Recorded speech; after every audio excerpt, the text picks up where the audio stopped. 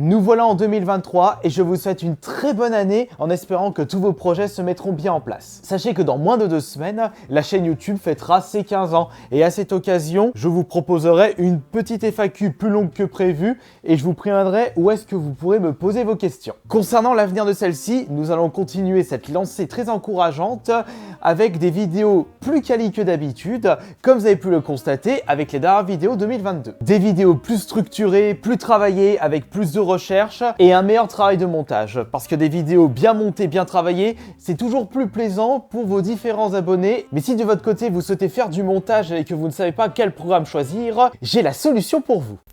Cette vidéo est en partenariat avec Wondershare Filmora 12, un programme de montage vidéo. Afin de mieux vous présenter les nouvelles fonctionnalités de la version 12, j'ai tourné une petite vidéo classique. En plus, comme je ne connais pas ce programme, je vais vous montrer qu'il est très facile de faire du montage vidéo avec Filmora. Nous allons créer un nouveau projet, dans notre cas c'est du 16/9. Pour apporter du dynamisme sur le résultat final, on va enlever tous les blancs, c'est-à-dire les moments où je ne parle pas. Et c'est facile, avec Filmora, on peut voir, c'est les moments où il n'y a pas d'onde sur la piste audio. On va retirer ce moment-là, hop. Tac, regardez, dès le début, ça commence comme ça. Bonjour tout le monde, laissez-moi vous présenter. On va faire un autre cut au moment où ça reprend. On va retirer l'autre blanc qui se trouve ici. Hop, hop et hop.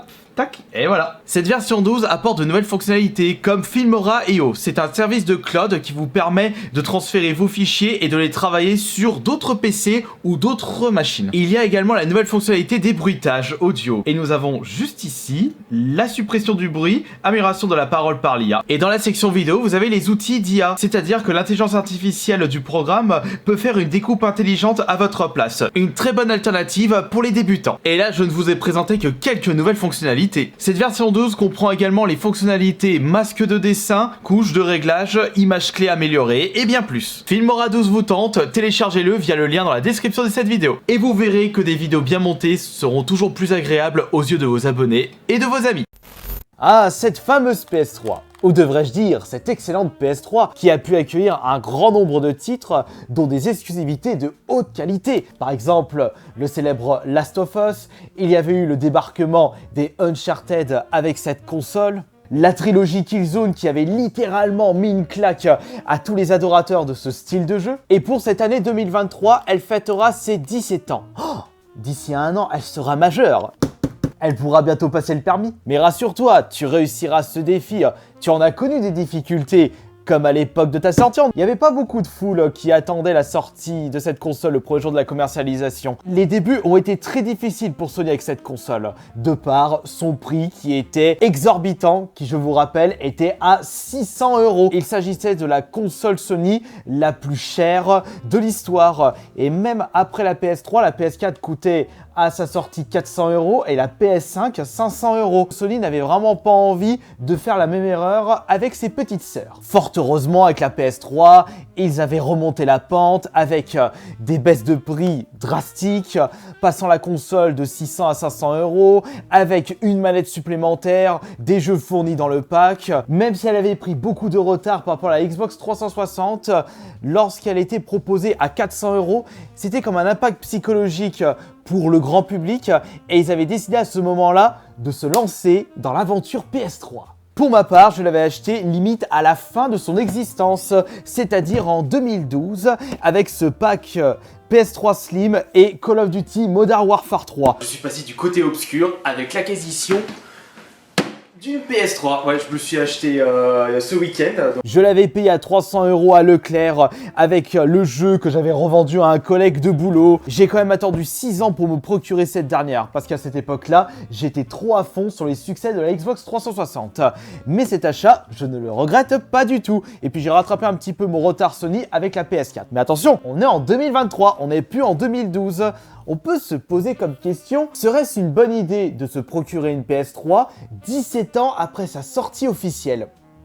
Que propose-t-elle par rapport à la PS4 et la PS5 ? Quels sont ses intérêts ? S'il y en a, où est-ce qu'on doit l'acheter ? À quel prix ? Quel modèle ? Et le plus important, quel jeu récupérer avec cette dernière ? On va répondre à toutes ces questions avec cette nouvelle vidéo. Done !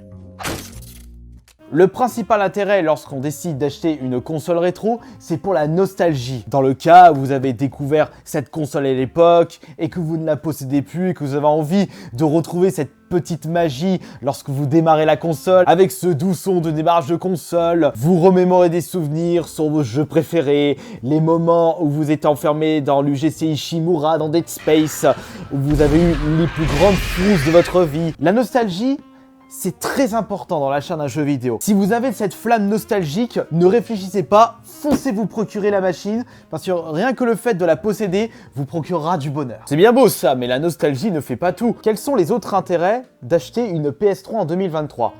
Pour jouer aux jeux PS3, parce que la compatibilité jeu PS3 sur PS4 n'existe pas. Et c'est pareil sur la PS5. Mais cette non-rétrocompatibilité a donné un réel avantage. Étant donné que les personnes avaient revendu leur PS3 et tous leurs jeux pour pouvoir jouer à la PS4 et qu'ils ne pouvaient plus jouer à leurs jeux PS3, du fait de l'absence de rétrocompatibilité, on s'est retrouvé avec énormément de jeux PS3 dans les bacs d'occasion des magasins, ce qui a fait baisser les prix de ces jeux.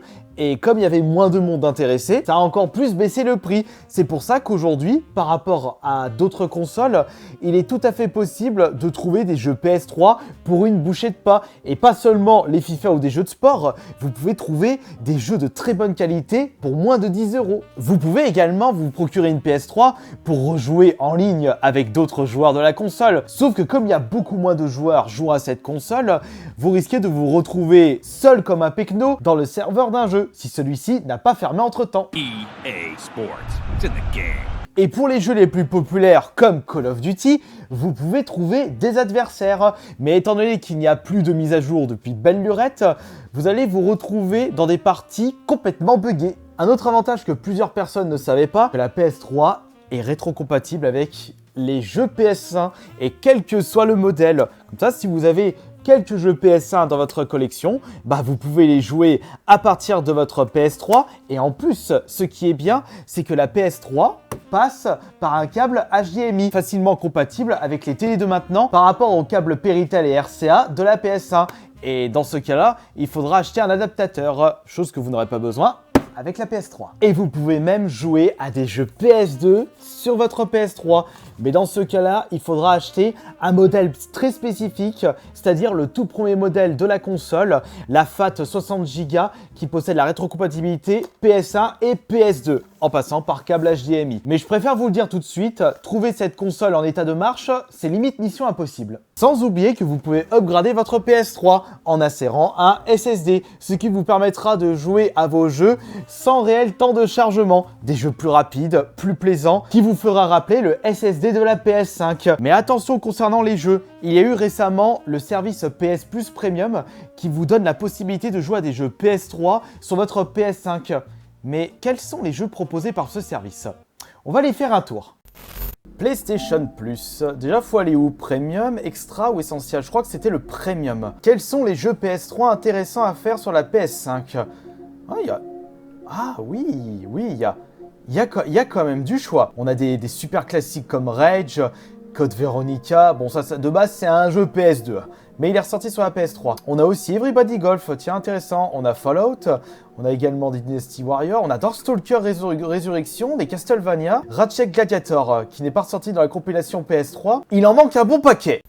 C'est bon, je vous ai donné envie de vous procurer une PS3 en 2023. Maintenant, c'est où l'acheter et à quel prix. Déjà, vous ne pouvez plus l'acheter neuf dans les magasins près de chez vous. Ça fait belle lurette qu'on l'a plus vu dans les rayons. Cette information sert strictement à rien. La seule solution pour vous sera de la dénicher d'occasion. Vous avez le choix entre Internet, les magasins d'occasion et les vides-greniers. Pour ces derniers, toutes vos chances de vous procurer une PS3 avec les vides-greniers, les brocantes, les marchés aux puces. Pour le prix, vous pouvez tomber sur une excellente affaire comme une PS3 en état de marche à 10, 20 € avec des jeux plus quelques manettes. Vous pouvez également tomber sur des vendeurs et des vendeuses qui vous la vendent à 150 € parce que selon eux, c'est collector. C'est exceptionnel comme article. Sans compter que vous ne serez pas seul dans le cas d'une PS3 en vide-grenier. Si vous n'avez vraiment pas envie de vous embêter, eBay ou Vinted sont faits pour vous. Encore une fois, les prix varient selon les annonces. Si les vendeurs vendent leur PS3 avec des jeux, avec plusieurs manettes, en boîte, notice, HS. Mais pour ma part, j'ai fait ma petite moyenne, faut compter à peu près 70 € pour vous procurer une PS3 avec une manette et ses câbles. Maintenant que vous savez où vous procurer une PS3 et à quel prix, il faut savoir quel modèle choisir.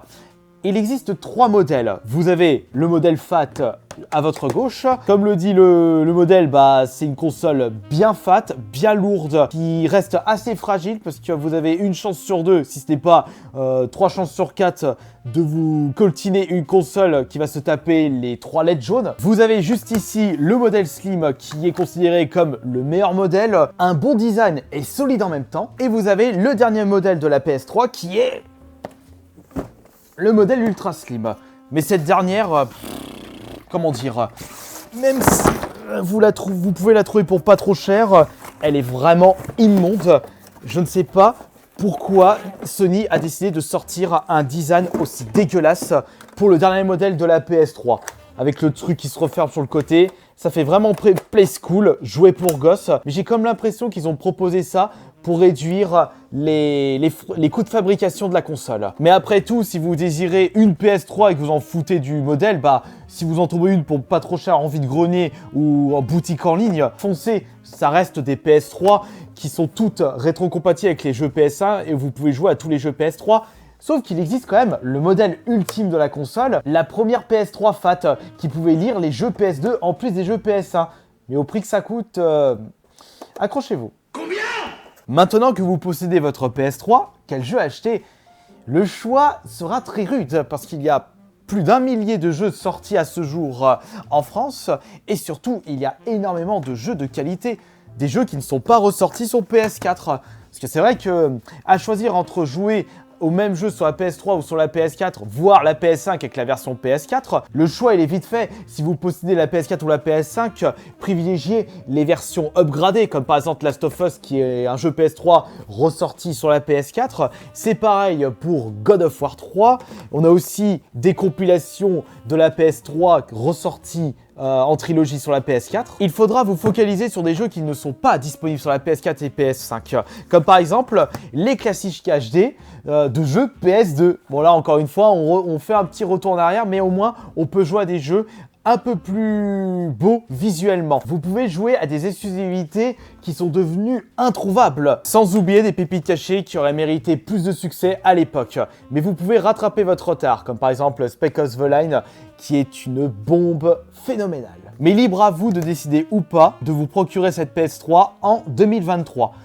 Moi personnellement, il faut tout de même posséder une PS3 chez soi parce qu'il y a des titres que l'on ne verra jamais sur les consoles plus récentes pour diverses raisons que j'ignore.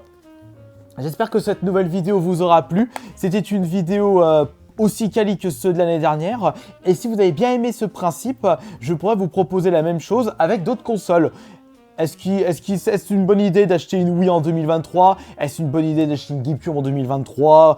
Ou justement une PS2? Ou pourquoi pas une Xbox 360? Je peux vraiment vous donner des astuces. Où trouver les consoles? À quel prix? Est-ce une bonne idée? Les avantages, les inconvénients, etc., etc. Merci beaucoup pour tous les pouces bleus et pour tous vos commentaires. Et à plus tard pour la prochaine vidéo. C'était Astérion Le Bon.